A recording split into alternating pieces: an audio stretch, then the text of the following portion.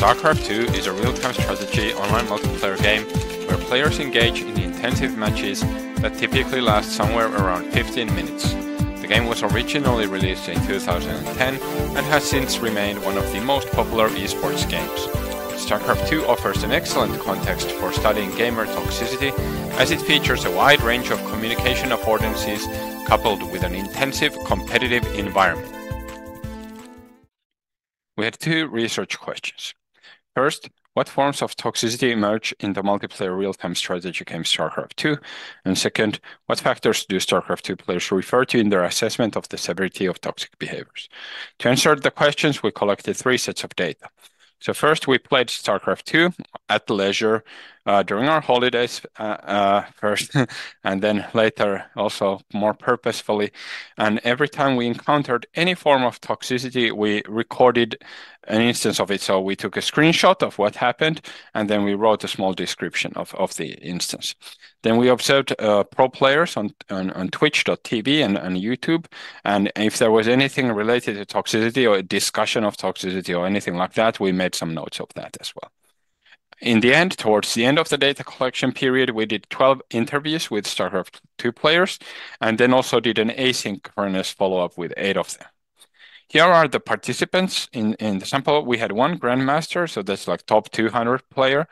And then we had various other players of various skill levels, from all the way from bronze to master. And then data analysis wise, we looked at all the data sources together to answer the research questions. And the interview guide was partially informed by the data we had collected so far. So analysis and data collection were overlapping a little bit. To answer research question one, we coded all the unique forms of toxicity. This was very straightforward. So we just, every single time, every single instance of toxicity we had, we assigned a code to it, like this is verbal abuse, or this is rage quit, or things like that. For research question two, we looked primarily at the interview data, but a little bit of the other sources as well, but primarily the interviews to understand how players evaluate the severity of the toxic behaviors that we identified for research question one. So findings. Here are some screenshots from the diary. So some of the rage quits, for example, were saying rather mild things such as not bad for a noob and then quitting the game. This is another example. If you wanted proof that you have 0 skills, you were absolutely successful, and then they leave the game. So these were rather mild, but this is a third form of rage quit, and already here we have a personal insult and some swearing. So this is getting more towards the more severe side of toxic things.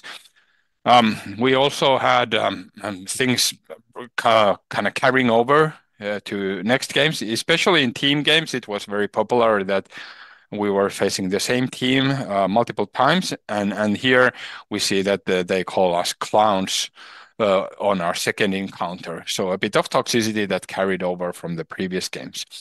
Then we had some spamming that occurred outside a single match. So this is in the game lobby. So someone was spamming us a little bit here in this screenshot. But then some of the rage quits were rather something that we didn't perhaps consider toxic, but we still took a screenshot of it. For example, this guy asked WTF after losing to a random cyclone all in. So this is clearly the guy is a bit frustrated, but he says G, which is like a good game, but without the good part. It's just game. So this we probably wouldn't consider toxic. And then we had various other discussions that were also like not related to toxicity. So most of the recordings we had were just very good and friendly behavior. Now, for research question one, we took all these screenshots, everything we had written down about the instances, and then tried to categorize them somehow. And we refined this multiple times, but ended up with 10 categories.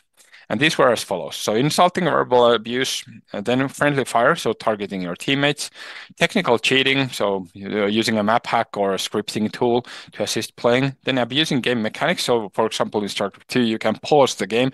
So pausing, unpausing, and things like that were considered abusing game mechanics.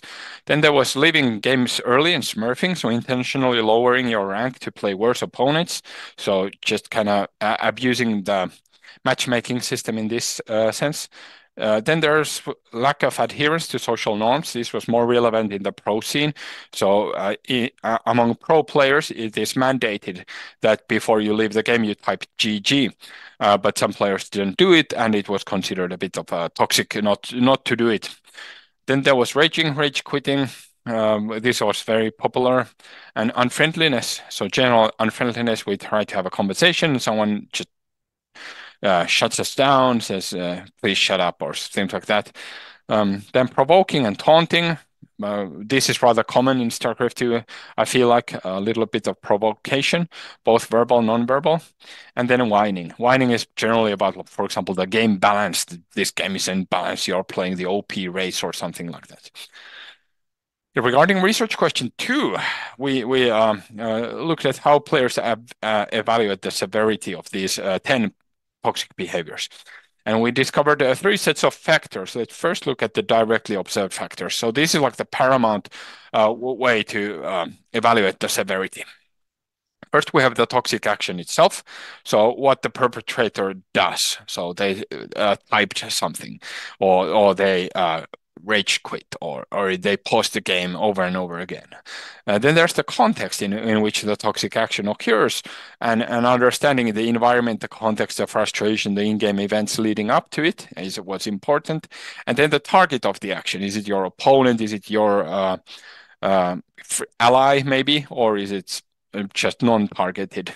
So these were like what players mostly made their judgments on when they were trying to come up with the explanations. Of course, players refer to all 3 sets of factors, but this is like the thing that we can verify that these are the real things.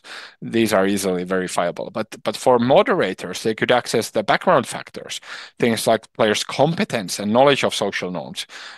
In team games, for example, some newbie might be falsely assigned as a toxic player for intentionally playing bad. But what if they just are bad?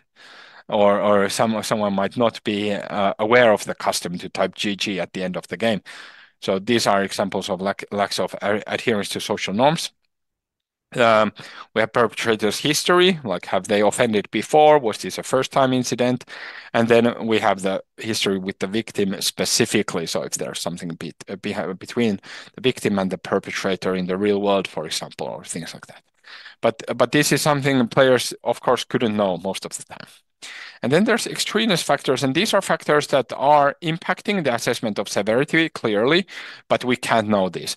It was funny in the data we had a lot of incidents where, or instances, a lot of instances where the participants were referring to the perpetrator's intention. So they were trying to disrupt my playing. They were saying this because they wanted to hurt me. But we really don't know the intention at all. So this was just guesswork on their part. But players still refer to the intention no matter what. Then we had personal factors, so we don't know, and they're in the real world context. While they're playing online, they're of course sitting somewhere or standing somewhere in the real world. And this was very important, although of course we didn't have access to this information. So if we look at, for example, this instance of toxicity, there's a bit of swearing happening in the chat. But is it toxic or not? We don't know the real world context. We don't know if it's just rage quit, rage driven. We can just guess the intention behind this. So just based on very short data, we cannot really do much of inference. Okay, and based on our findings, and when we were trying to locate this research among the extant academic literature on toxicity, we've started by taking the severity, research question 2. So it was these 3 contextual factors. We put that there on the y-axis, and then we take the frequency, how often the perpetration or the toxic behavior occurs. And then we take that to the x-axis. So on the y, we have the severity, and on the x, we have the frequency. And then we can, in this diagram, we can identify some segments. For example, if that toxic behavior is not very severe and it doesn't repeat, then we see this is conventional behavior. We don't even call it toxic behavior because the severity is so low. For example, a rage quit, someone just types FFS or WTF and leaves the game. So we may consider this as conventional behavior. Or it could also be mild annoyance, depending on our assessment of the severity of the toxicity. But if it's repeating all the time, every game, multiple times, then we say it's high frequency annoyance. So these mild forms of toxicity, like in terms of severity, but they repeat very often, it starts to be very annoying. And then we have tools to, of course, block people who do this repeatedly. Then toxic behavior, as it's defined in the academia, could be somewhere here. So it's more severe, clearly, and then it ranges in frequency. So even less severe behaviors, if they're repeating oftentimes, we call them toxic behavior. But if it's more severe and it's repeating rather often, we can label that as toxic harassment or persistent toxicity, and that's already rather harmful for others. And then on the very high here, on the top, we have the high frequency serious offense and low frequency serious offense. And this is something that goes beyond like what we understand as toxic behavior. This is something that we probably need law enforcement or some other high level actors involved to deal with it. So when we were sending this model back to the participants for re-evaluation in the second step of asking for asynchronous feedback, they gave examples of like ordering manure to your opponent's front yard or swatting, so calling in the special forces with a fraudulent claim. With this research, we make three key contributions. First, we enumerated the forms of toxic behavior in the online game StarCraft II. Second, we provided evidence of how players evaluate the severity of toxicity, and here we discovered three sets of factors, some of which are those that even moderators don't have access to. So we have to be careful when we judge toxic players because we don't know all the factors that go into their behavior. And third, we offer the conceptualization of the harmfulness of toxicity as a product of severity and frequency. And we feel this conceptual model can help researchers differentiate toxic behaviors from other types of behaviors. Thank you for listening.